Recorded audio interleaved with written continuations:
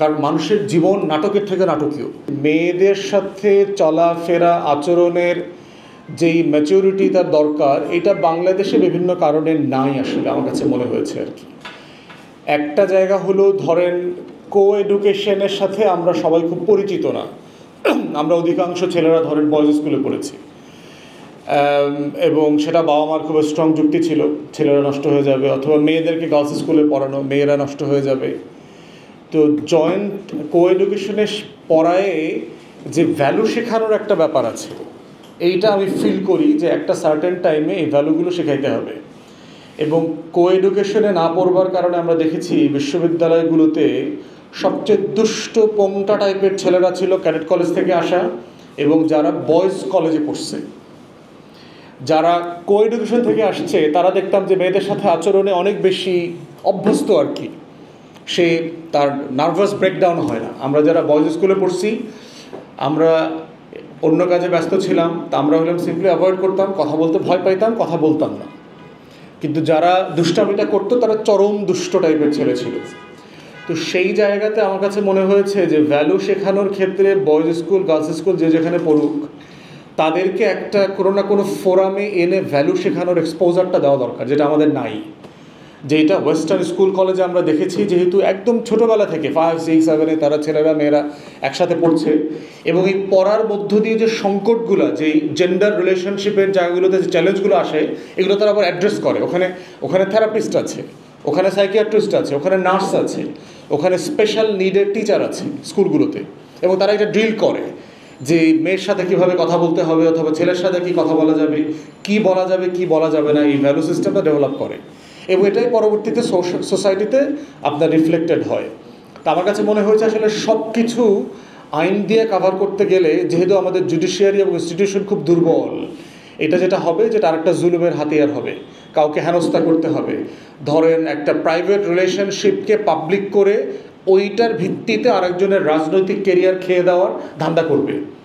ভাই private relationship এই ব্যক্তি অথবা ওই মহিলার হাসরের ময়দান কায়েম করে নেই তো আমরা, তারে বেহেশত দিবেন না দোজক দিবেন এই আলোচনা তো আমরা এখনও শুরু করি নাই, এখতিয়ার তো আমার নাই। তাহলে ওই আলোচনাটা অনলাইনে কেন দিলেন, ওই ফোন কনভারসেশনটা কেন দিলেন, এবং ওটা দিয়ে কি বুঝাইতে চাচ্ছেন? তার রাজনীতি করবার অধিকার নাই, তার রাজনীতিতে সে সুইটেবল না, ওইটা বলার চেষ্টা করছেন। ধরেন সে বেশ্যা, ধরেন ওই লোকটা একটা স্কোর টাইপের ছেলে, খুবই ভালো বাজে ছেলে, কিন্তু একটা বেশ্যার কি রাজনৈতিক কর্মী হওয়ার অধিকার নাই? সে কি বাংলাদেশ রাষ্ট্রের নাগরিক না? সে ডাইরেক্টলি ইনডাইরেক্টলি এই রাষ্ট্রকে ট্যাক্স ভ্যাট দেয় না? অতএব তার কি পলিটিক্যাল সে থাকতে পারবে না? তো সেই জায়গাতে আপনি কি কোন জায়গাটা, কোন এভিডেন্সটা কোন মামলায় দেবেন সেটাও তো দিতে পারছেন না। তো সেই জায়গায় আমরা বোধ করছি যে নাগরিক সিভিলিটির জায়গাগুলোতে সোসাইটিতে যথেষ্ট ঘাটতি আছে, এবং এই রিলেশনশিপগুলো আমাদেরকে নতুন করে মানে এঙ্গেজ হইতে হবে।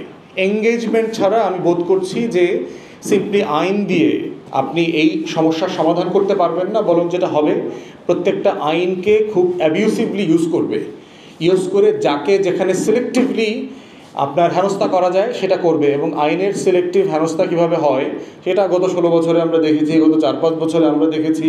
এখানে ফার্স্ট হ্যান্ড ভিকটিম আছেন।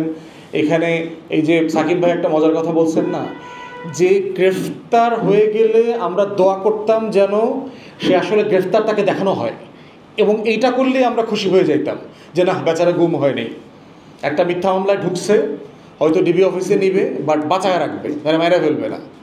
মানে রাষ্ট্র আমাকে কোথায় নিয়ে গেছে, এবং এগুলোকে সব আইনের ভিত্তিতে করে নাই। একটা লোককে যে হাত পায়ের নখ তুলে দিচ্ছে সেটা আইনের ভিত্তিতে তো এই দেশে করেছে। রিমান্ডে কিসের ভিত্তিতে নিয়েছে? হাসিনা তো বেআইনি করে নেয়নি, আইনের ভিত্তিতে নিয়েছে। আইনের ভিত্তিতে নিয়েই তার হাত পায়ের নখ, দাঁত, তারপরে কাপড় চোপড় খুলে ইলেকট্রিক শক দেওয়া সব করেছে, আইনের ভিত্তিতে করেছে।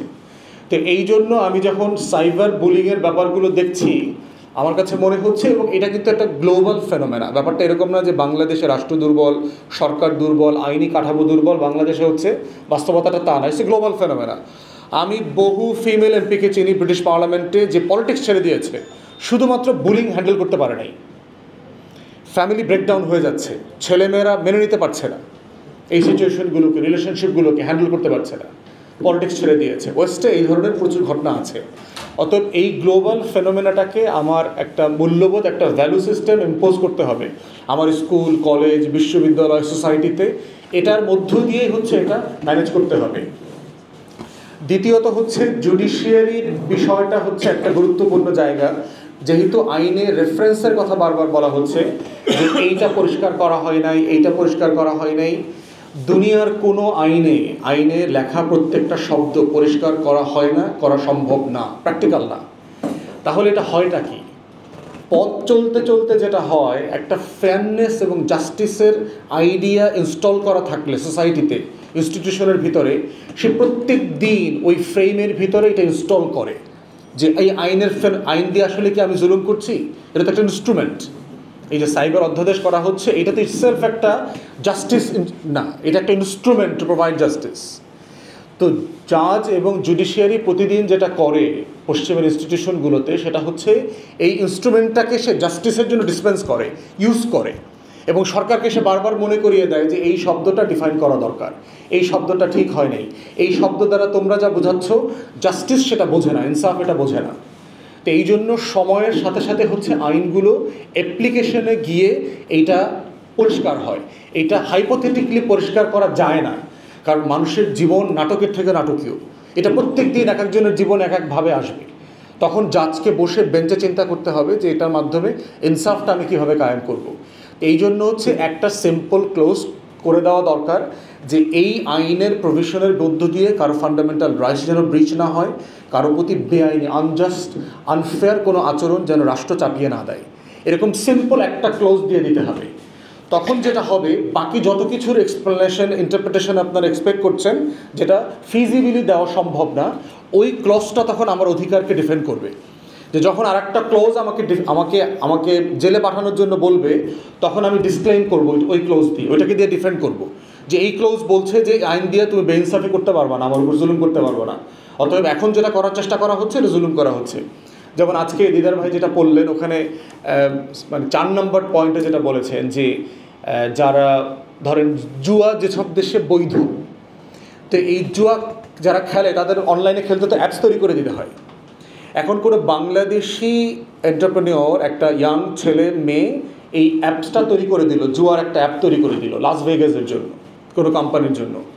এখন এই আইনে কি আমি তাকে জুয়া খেলতে উৎসাহিত করা হচ্ছে, যেহেতু জুয়া নিষিদ্ধ, তাহলে কি ওই ছেলেটা অথবা ওই মেয়েটাকে কি আমি এখন আইনের আওতায় নিয়ে আসবো, তাকে আমি জেলে নেব? এই প্রশ্নটা এখানে আসছে না, এটা আনার সুযোগ নাই তো। কারণ সে বাংলাদেশের অথবা বাংলাদেশিদের জন্য, বাংলাদেশের সমাজের জন্য জুয়াকে সে প্রমোট করছে না। এই জুয়াটা প্রমোট করা হচ্ছে এমন একটা জায়গায় জন্য একটা অ্যাপস তৈরি করে দিয়েছে, এবং এটাই একটা টেকনিক্যাল জায়গা, এটা একেবারে একটা টেকনিক্যাল অ্যাসিস্ট্যান্স। আপনি একটা ছুরি বানায় দিতে পারবেন কি না? এখন ছুরির কোম্পানিগুলোকে সবগুলো যদি ব্যান করে দেন, বিকজ গতকালকে অমুক কোম্পানির একটা ছুরি ব্যবহার করে একজন নাগরিককে হত্যা করা হয়েছে, তাহলে কি অমুক কোম্পানিটাকে আমি ব্যান করে দেবো, আইনের আওতায় নিয়ে আসবো, তুমি ছুরি কেন বানাইলা? এটা তো হইতে পারে না। ডাক্তার হাসপাতালে যতগুলো ইনস্ট্রুমেন্ট ব্যবহার করে তার প্রত্যেকটা দিয়ে ক্রাইম করা সম্ভব, তার প্রত্যেকটা ইনস্ট্রুমেন্ট দিয়ে আপনি চুরি, ডাকাতি, ছিনতাই করতে পারবেন। তাহলে কি ওইটাকে আমি ব্যান করে দেবো কিনা? এই জন্য প্রশ্ন হচ্ছে গুড ফেইথে যে কাজটা করবে এরকম একটা প্রফেশন যোগ করা দরকার, যে এইরকম একটা কাজ যিনি করেছেন ইন গুড ফেইথ, যিনি এই দেশের নাগরিককে ক্ষতি করতে চান নাই, তাকে এই আইন থেকে এক্সাম করতে হবে, সে যেন জুলুমের শিকার না হয়।